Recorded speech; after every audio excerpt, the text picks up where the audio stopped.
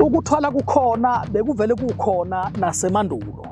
Ukuthwala ukulanda amandla azokwenza ukuthi utyebe lawo mandla ekubeni ungazalwanga nawo, ukulanda inhlanhla yokuzifakela. Ukuthwala lokho, ukuthwala ukulanda into. Ngifuna ukuyichaza futhi, kunabantu abathi bathwele ngamagundwane, amagundwane alanda imali. Awekho amagundwane alanda imali ebhenki. Alisebenzi idlozi okungalonela kini, akasebenzi umuntu ongasiwa kini.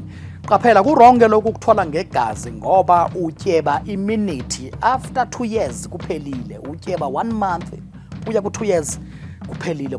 Ake ngikhulume nje ngokuthwala, ngicacisele umuntu ukuthi ukuthwala yini. Ukuthwala ukulanda amandla ongazalwanga nawo. Ukuthwala lokho-ke. Soweto TV Channel 251 igama lami uyena uDr Mkhulu Mbelembala nesikhomfesala amasahla mehlaso. Ngithi njalo ngama-Saturday jabulela nansi episode ethi impande kamathwalana. Isihloko sami sithi ukuthwala akulona icala.